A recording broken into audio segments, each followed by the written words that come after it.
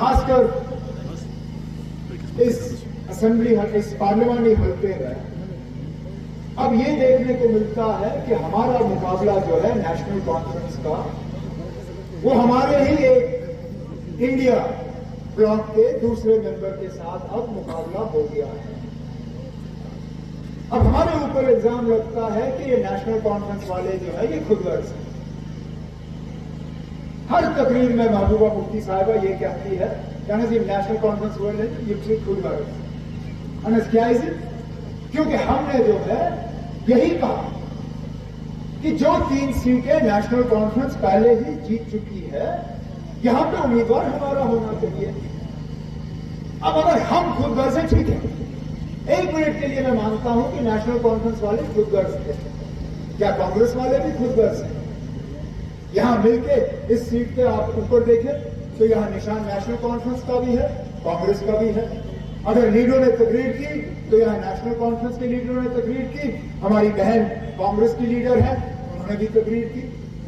अगर तारिगामी साहब ने किसी को मदद करने का ऐलान किया तो तारिगामी साहब ने कहा कि यहां साउथ कश्मीर की सीट पे वो जनाब मियां अल्ताफ साहब को कामयाब करेंगे। तो क्या तारिगामी साहब भी खुदगर्ज हैं? अरे खुदगर्जी वो लोग उन्होंने अपनी खुदगर्जी साबित की जिन्होंने सिर्फ और सिर्फ इस इंडिया के साथ अपना रिश्ता जोड़ा था कि किसी ना किसी तरह वो सीट हासिल करें, और कोई मकसद नहीं था उनका। नहीं तो मुझे बताएं, बीजेपी का मुकाबला इंडिया अलायंस वाले कर रहे हैं। इंडिया अलायंस वाले आज इस स्टेज पे, जो इस इंडिया अलायंस के स्टेज पे नहीं है, वो सीधा सीधा बीजेपी को यहां फायदा पहुंचाने की कोशिश कर रहे हैं। यह हकीकत है, ये सच्चाई है। और अगर आप देखें, अगर नेशनल कॉन्फ्रेंस में खुदगर्जी करनी होती, क्या मैं करगिल में अपना उम्मीदवार खड़ा नहीं करता? आज भी अगर आप देखें तो करगिल के हिल काउंसिल पे चेयरमैन नेशनल कॉन्फ्रेंस का है, वहां हिल काउंसिल में अक्सरियत नेशनल कॉन्फ्रेंस की है। अगर मुझे खुदगर्जी करनी होती, मैं नेशनल कॉन्फ्रेंस का उम्मीदवार करगिल में खड़ा कर देता और कहता ये सीट मेरी है, मैं छोड़ूंगा नहीं। लेकिन मकसद हमारा सिर्फ ये था कि मुल्क में जिन लोगों ने फिरका परस्ती का एक जहर बुगाया है, जिन्होंने जम्मू कश्मीर को तहस नहस किया, जिन्होंने यहां भाई भाई को लड़वाया, जिन्होंने इलाके की बंटवारा किया, जिन्होंने हमारी वजूद, हमारी पहचान, हमारी शनाख्त, इन सब चीजों को जख्म पहुंचाया, इन ताकतों को हराने के लिए हमने कहा था हम करगिल की सीट भी छोड़ेंगे, हम जम्मू की सीट भी छोड़ेंगे, हम उधमपुर की सीट भी छोड़ेंगे। अब खुदारा मुझे बताइए ना, इसमें कौन सी खुदगर्जी हुई? इसमें कौन सी खुदगर्जी हुई? तो बहाने मत दीजिए। और अगर हम खुदगर्ज थे तो यहां के लोगों को बताइए, नेशनल कॉन्फ्रेंस ने क्या 2015 में बीजेपी को बाहर रखने के लिए पीडीपी के साथ दोस्ती का हाथ नहीं बढ़ाया था? यह हकीकत है। क्या महबूबा भी आप इससे इनकार कर सकती हैं कि उस वक्त मैंने आपको चिट्ठी के जरिए गवर्नर साहब तक हमने ये खबर पहुंचाई कि हम जो है बिना किसी शर्त के हम इन पीडीपी वालों को हुकूमत में जो है मदद करने के लिए तैयार है। हमने कुछ नहीं मांगा,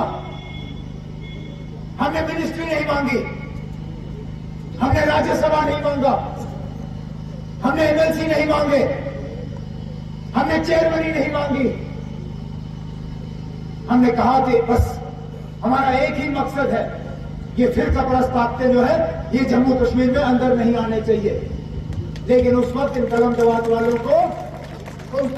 वालों को हमारे ये दोस्ती की हाथ जो है ये मंजूर नहीं थी। आज हमसे सीट मांग रहे हैं, उस वक्त हमसे मदद क्यों नहीं ली? भाई को भाई से लड़वाया,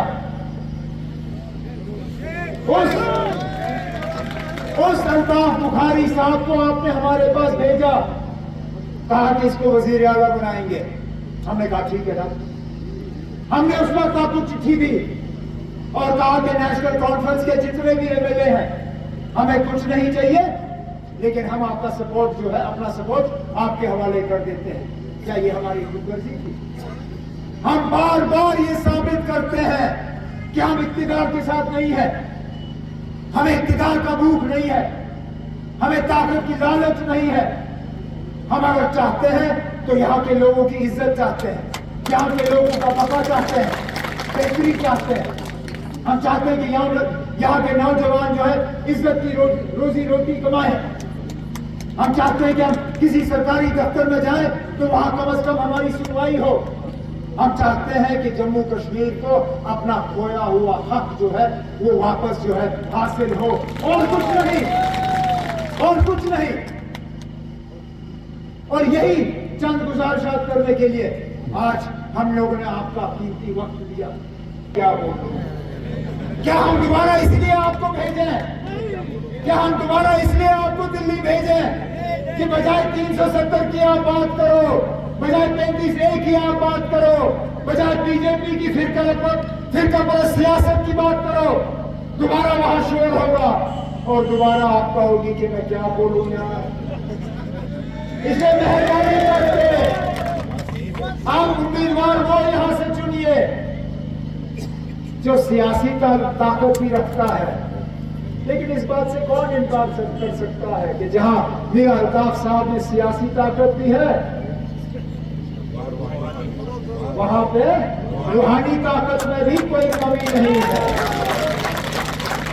और हमें उम्मीदवार चाहिए उतना अच्छा है, क्योंकि यहाँ के लोगों को पता चलना चाहिए, चाहे वो अनंतनाग की सीट हो, श्रीनगर की सीट हो, बारामूला की सीट हो, यहाँ के लोगों को पता चलना चाहिए कि आखिरकार ये जो फिरका परस्त ताकतें हैं ये किसके साथ मिलके यहाँ के लोगों को बेवकूफ बनाने की कोशिश कर रहे हैं, ताकि जब वोट डालने का वक्त होगा आप लोग सही फैसला करके एक बेहतरीन उम्मीदवार, एक वो उम्मीदवार जिसने कभी यहाँ लोगों को लड़वाने की कोशिश नहीं की, जिसने कभी यहाँ लोगों को अलग अलग तराजुओं में तोड़ने की कोशिश नहीं की, जिसने कभी ये नहीं सोचा कि मैं जात, मजहब, बरादरी, इलाका इन बुनियाद पे जो है कोई फैसला करूं, जिन्होंने हमेशा अगर बात की तो जम्मू कश्मीर के लोगों के लिए बात की।